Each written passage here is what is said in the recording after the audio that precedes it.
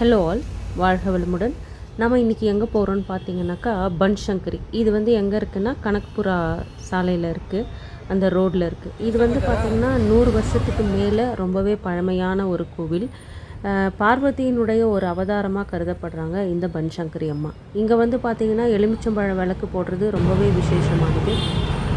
செவ்வாய், வெள்ளி, ஞாயிற்றுக்கிழமைகளில் ராகு காலத்தில் இங்கே வந்து எல்லாருமே நிறைய பேர் எலுமிச்சம்பழ விளக்கு போடுவாங்க.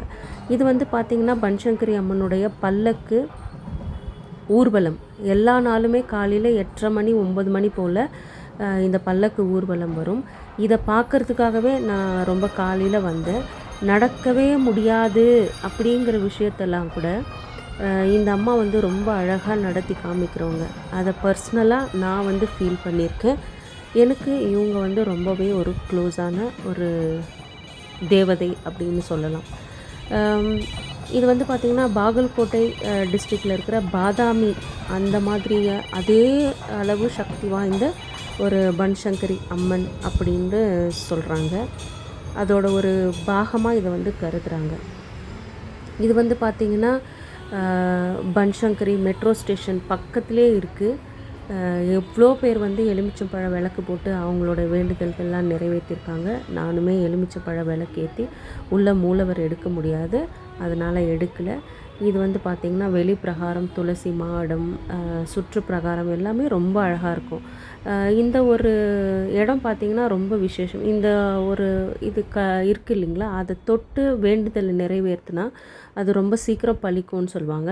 எலுமிச்சம்பழ ஆரத்தியெல்லாம் காமிச்சிட்டு இங்கே அடுக்கி வைக்கிறதுக்குன்னே தனியாக இடம் இருக்குது, அங்கே வச்சுட்டு நம்ம வரலாம். இது வந்து பார்த்திங்கன்னா எலுமிச்சம்பழ விளக்கு போடுறவங்க அந்த இடத்துல நின்று போடணும்.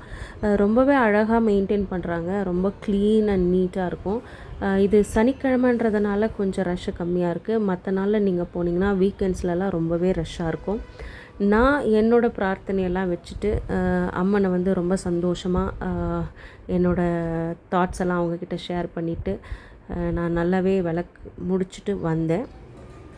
இதுதான் பிரசாதம் கொடுக்குற இடம். அங்கே நிறைய பேர் வாங்கி சாப்பிட்டுட்டு இருந்தாங்க. நானுமே பிரசாதம் வாங்கி சாப்பிட்டுட்டு அந்த அம்மாவுக்கு நன்றி சொல்லிவிட்டு நான் வந்தேன்.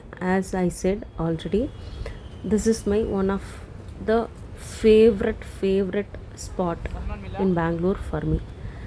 இந்த மாதிரி குட்டி குட்டி ஷாப்ஸ் எல்லாம் கூட பக்கத்துலேயே இருக்கும், வேணுன்றதெல்லாம் நம்ம வாங்கலாம். இந்த வீடியோ உங்கள் எல்லாருக்கும் ரொம்ப பிடிச்சிருக்கும் அப்படின்னு நான் நம்புகிறேன். கனவு மெய்ப்பட சேனலை லைக் பண்ணுங்கள், சப்ஸ்கிரைப் பண்ணுங்கள், ஷேர் பண்ணுங்கள். தேங்க்ஸ் ஃபார் வாட்சிங்.